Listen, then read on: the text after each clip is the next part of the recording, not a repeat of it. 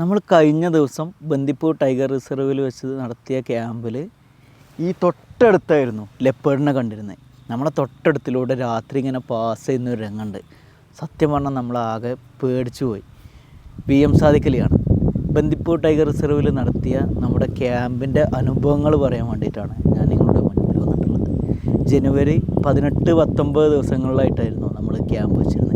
നമ്മൾ ക്യാമ്പ് പെട്ടെന്നാണ് ഫില്ലായത്. കാരണം ബന്ദിപ്പൂർ ടൈഗർ റിസർവിൽ ഒരു രാത്രി താമസിക്കുക എന്ന് പറയുന്നത് ഒരുപാട് ആളുകളുടെ ആഗ്രഹമാണ് എന്നുള്ളത് നമ്മളപ്പോഴാണ് മനസ്സിലാക്കുന്നത്.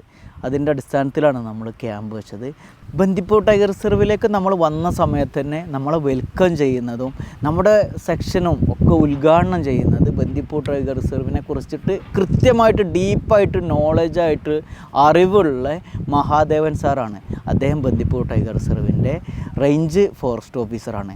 ഇത് നമുക്കൊരു വലിയൊരു മഹാഭാഗ്യമായിട്ടാണ് നമ്മൾ കരുതുന്നത്. നമ്മളെ ക്യാമ്പിൽ റിസോഴ്സ് പേഴ്സൺസൊക്കെ ഉൾപ്പെടെ 41 പേരായിരുന്നു ഉണ്ടായിരുന്നത്. ഭയങ്കരമായിട്ടുള്ളൊരു അനുഭവമായിരുന്നു ഉണ്ടായിരുന്നത്. ഞങ്ങൾ 5 ഗ്രൂപ്പുകളായിട്ട് തിരിച്ചിട്ട് ഓരോരുത്തർക്കും വ്യത്യസ്തമായിട്ടുള്ള രൂപത്തിലുള്ള പേരുകളിട്ടു. ഓരോരുത്തർക്കും വ്യത്യസ്തമായിട്ടുള്ള ആക്ടിവിറ്റികളൊക്കെ കൊടുത്തു. അതിൽ നമ്മൾ കൊടുത്തൊരു പ്രധാന ആക്ടിവിറ്റി എന്നുള്ളത് ബന്ദിപ്പൂരായിട്ട് ബന്ധപ്പെടുത്തിയിട്ട് നമ്മളൊരു ചെറിയൊരു 3 മിനിറ്റ് മുതൽ 5 മിനിറ്റ് വരെ ദൈർഘ്യമുള്ളൊരു വീഡിയോ നിർമ്മിക്കുക എന്നുള്ളതായിരുന്നു.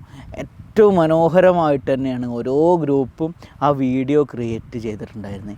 ഒരു സമയം പോലും നമുക്ക് വെറുതെ ഇരിക്കാനുള്ളൊരു സമയം നമ്മൾ കണ്ടെത്തിയില്ല എന്നുള്ളതാണ് ഈ ക്യാമ്പിൻ്റെ ഒരു പ്രത്യേകത എന്ന് പറയുന്നത് തന്നെ കേട്ടോ. ഞാൻ ബന്ദിപ്പൂർ ടൈഗർ റിസർവിലേക്ക് വന്ന കാലഘട്ടം മുതലുള്ള ഒരു സ്റ്റോറി ആളുകളോട് ഷെയർ ചെയ്യാനും എൻ്റെ ചിത്രങ്ങൾ കാണിച്ചു കൊടുത്തിട്ട് സംസാരിക്കാനും എനിക്കതിൽ സാധിച്ചു. സമുദ്രനിരപ്പിൽ നിന്ന് 1000 മീറ്റർ ഉയരത്തിലാണ് ബന്ദിപ്പൂർ ടൈഗർ റിസർവ് നിൽക്കുന്നത്. രാത്രിയൊക്കെ നല്ല തണുപ്പുള്ളൊരു സംവിധാനമാണ് ഇവിടെ ഉള്ളത്. ടൈഗറിനെ കുറിച്ചിട്ടും ടൈഗറിൻ്റെ ടെറിറ്ററി മാർക്കിങ്ങിനെ കുറിച്ചിട്ടൊക്കെ നിഹാൽ വിശദമായിട്ട് തന്നെയാണ് വന്ന ഓരോരുത്തരുമായിട്ട് സംസാരിച്ചത് എന്നുള്ളതാണ്. ബന്ദിപ്പൂർ ടൈഗർ റിസർവിൽ ഇൻവേസീവ് പ്ലാന്റ്സിനെ എങ്ങനെയാണ് റിമൂവ് ചെയ്യുന്നത്, അതുമായി ബന്ധപ്പെട്ട കാര്യങ്ങളൊക്കെ അഖിൽസാജനം കൃത്യമായിട്ട് അതിൻ്റെ കാര്യങ്ങൾ സംസാരിച്ചു. പിന്നെ എൻ്റെ കൂടെ എപ്പോഴും ഉണ്ടാകുന്ന നിങ്ങൾക്കൊക്കെ അറിയുന്നുണ്ടായിരിക്കും റാഷി വൈൽഡ് ലൈഫ് ഫോട്ടോഗ്രാഫി എങ്ങനെ ചെയ്യാം, കിളികൾ എങ്ങനെ മനോഹരമായിട്ട് ചിത്രങ്ങൾ പകർത്താം എന്നുള്ള ഒരു സെക്ഷന് എടുത്തു എന്നുള്ളതാണ്. പ്രകാശ് സാറ് ഇവിടെ ബന്ദിപ്പൂർ ടൈഗർ റിസർവിലെ ബൊട്ടാണിസ്റ്റാണ്. അവർ ഇവിടെയുള്ള ഓരോ ഹിസ്റ്ററികളൊക്കെ നമുക്ക് കൃത്യമായിട്ട് വിശദീകരിച്ചു തന്നു എന്നുള്ളത് ഭയങ്കര സന്തോഷമുണ്ട്. അപ്പോഴാണ് നമുക്ക് മനസ്സിലാവുന്നത് ബന്ദിപ്പൂർ ടൈഗർ റിസർവിൽ അവസാനത്തെ സെൻസസിൽ 191 ടൈഗറുകളെ ഇവിടെ സ്പോട്ട് ചെയ്തിട്ടുണ്ട് എന്നുള്ളത് നമ്മൾ മനസ്സിലാക്കുന്നത്. അത് അഡൽട്ട് ടൈഗറിനെ, കബ്ബിനൊക്കെ അതിൻ്റെ പുറമേ ആയിട്ടും ഉണ്ട് എന്നുള്ളതാണ്. രേഖ ചേച്ചി ഇവിടെ ഫ്ലോറയിൽ റിസർച്ച് ചെയ്യുന്ന ആളാണ്. പ്രകാശ് സാറിൻ്റെ വൈഫാണ് രേഖ ചേച്ചി.